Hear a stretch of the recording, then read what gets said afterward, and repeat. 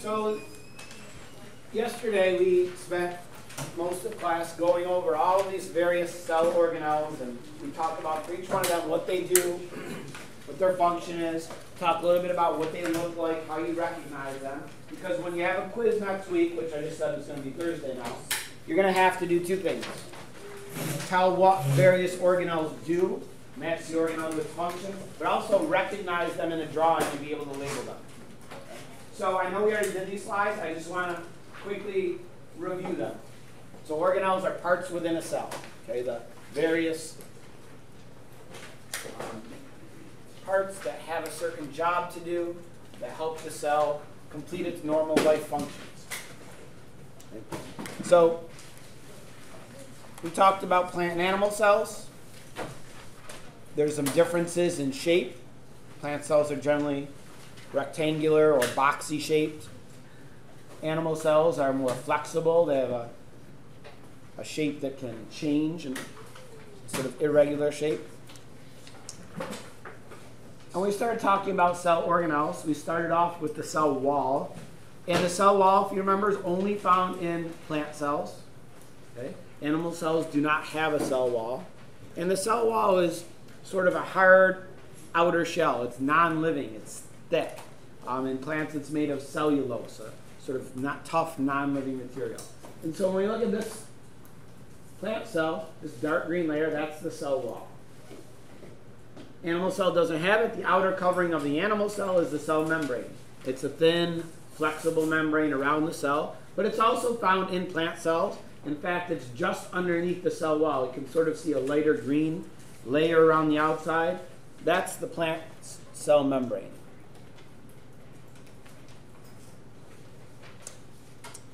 The cell membrane is important because it controls what can go into and out of the cell. Various substances have to move back and forth, and the cell membrane controls that. Then, like the inside of the cell is filled with this material we call cytoplasm. It's basically a sort of liquidy material.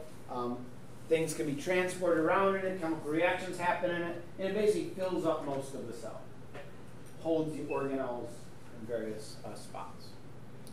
And we talked about the nucleus, a very important organelle. The nucleus's job is to contain the DNA, the chromosomes, which have all the information to run and control the cell and determine how it works.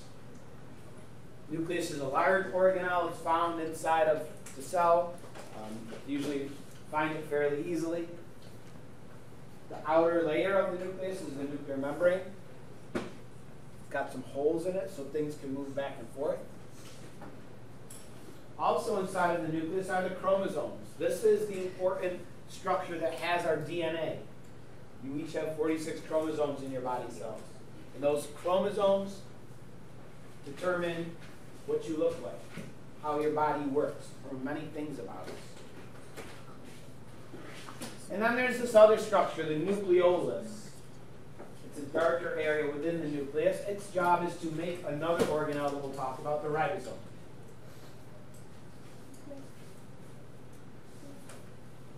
And we moved on, we talked about the ER, Endoplasmic Reticulum. Okay, it's this series of windy membranes that are usually located right near the nucleus. And some of the ER is called rough ER, some of it is called smooth ER.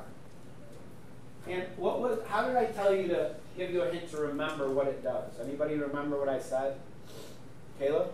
Emergency room transport. Yeah, that if you get hurt, you have to be transported to the emergency room, transported to the ER. The job of the ER within the cell is to transport materials around. All these little dots on the rough ER, that's actually another cell part called the ribosome. What did I tell you to remember with the ribosome is? Rib. Because what does the ribosome do? Gives out protein. Makes protein. So ribs are meat, that's protein. Ribosome's job is to make protein. So all these little dots here on the rough ER, or the ones that are floating around in the cytoplasm, they make proteins for the cell.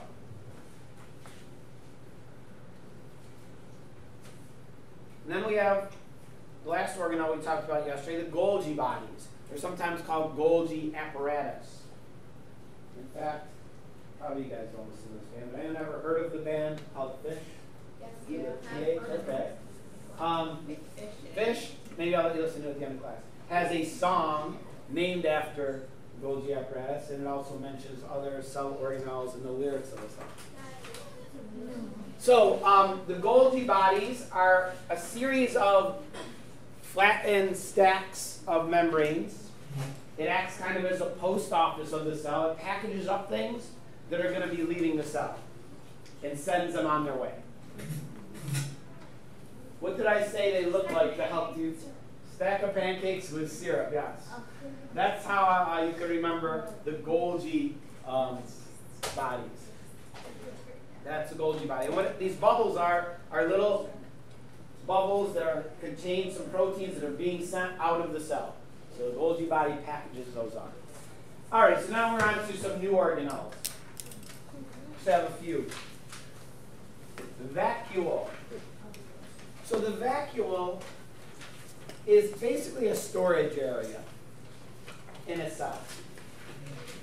Just a little membrane that can store things like water or nutrients or food.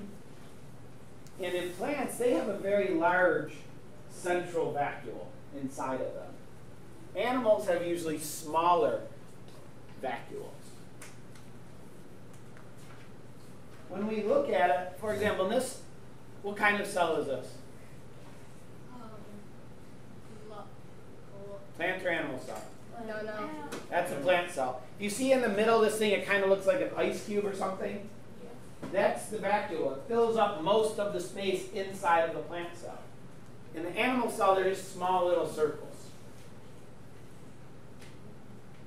If we look at an actual electron microscope image of a cell, so here's a drawing of a cell, here's a plant cell.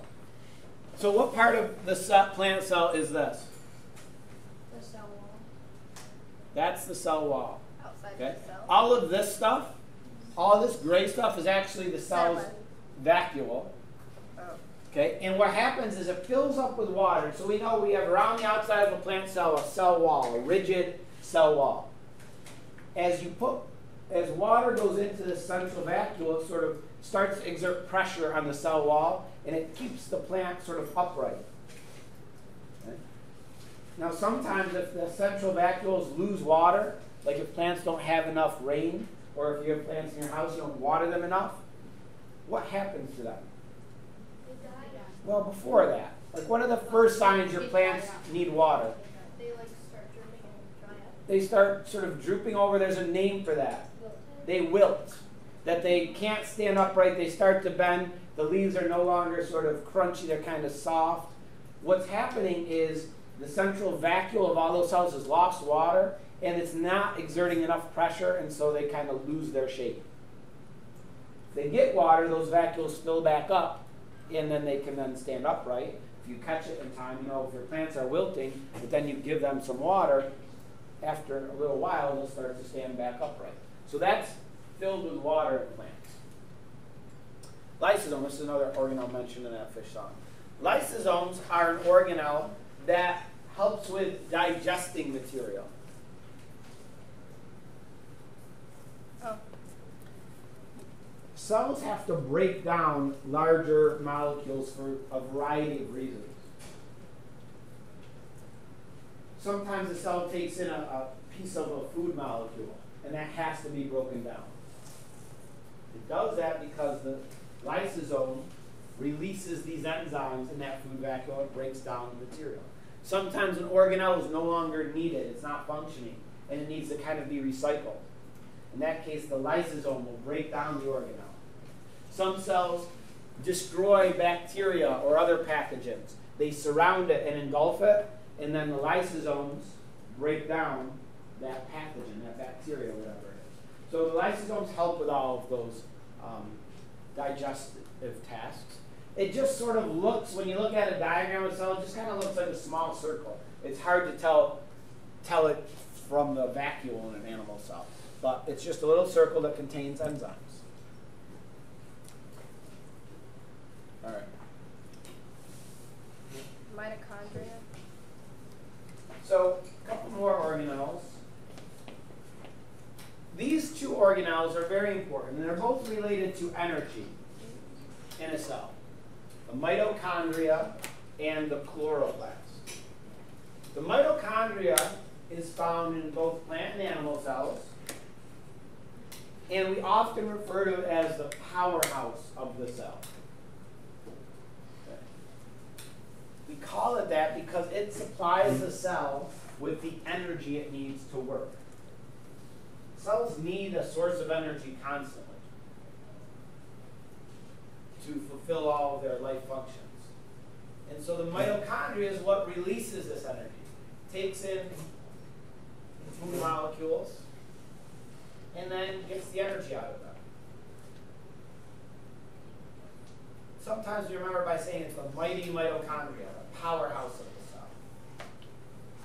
It releases energy. You can identify it looks like a jelly bean with a bunch of folds inside of it. That's what the mitochondria looks like. And cells have a bunch of these usually. And cells that use a lot of energy, like your muscle cells, actually have more mitochondria than cells that don't use a lot of energy.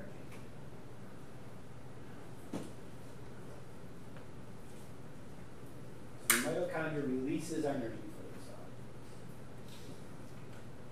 And then the last organelle, the chloroplast. These are important organelles. Oh, this is an electron microscope image of the mitochondria. So this is what it really looks like. You can see it's an oval with all those folds inside of it.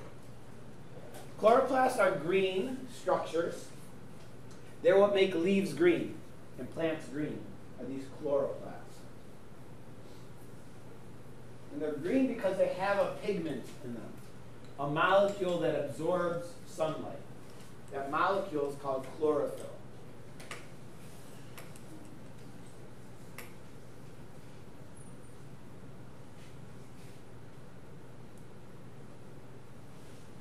And the chloroplasts are the organelle that allows a plant to go through the process of photosynthesis. Who could tell me what photosynthesis is? Okay? How plants grow. Not so much how they grow. It's associated with plants. Jake? How they stay alive. They do need it to stay alive, but what does it actually do? What is this process of photosynthesis? Keep the plant alive. That's what Jake just said. Caleb? Oh, sun. They need sunlight. They need some other things, carbon dioxide and water. And what do they make? Food. Oh, food. They make food, or glucose, we would call it. So plants use the sunlight along with carbon dioxide and water, and in the chloroplast, there's a chemical reaction that happens, and it produces glucose, which the plant uses for food. We know that plants don't need to go out and eat things in order to survive. They're autotrophs, we call it. They can go through photosynthesis, absorb sunlight, and that's how they make their food, by photosynthesis. And that happens because they have chloroplasts in their cells. This process is called photosynthesis. They're green. They're these little sort of discs.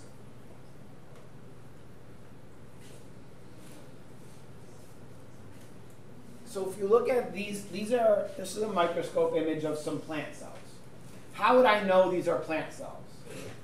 Green. What's a way, besides them being green, you're right, that does tell me. What's another way, Anthony?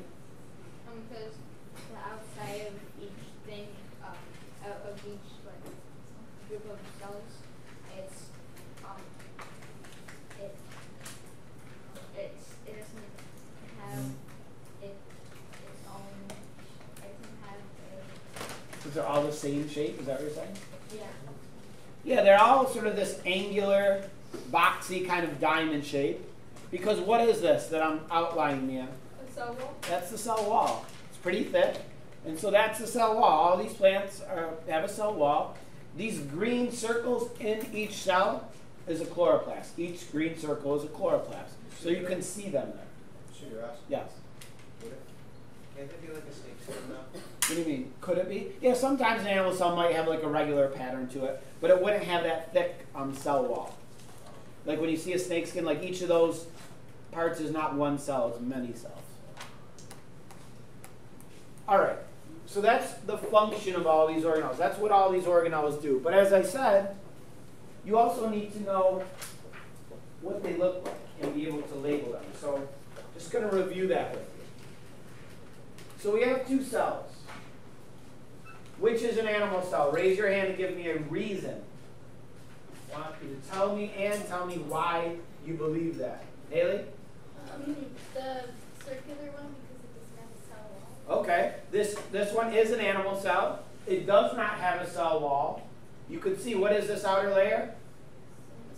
That's a cell membrane. It's thin, it's flexible, it's kind of randomly shaped. That tells you this is an animal cell. Give me another fact that can help you to identify these two. Jake?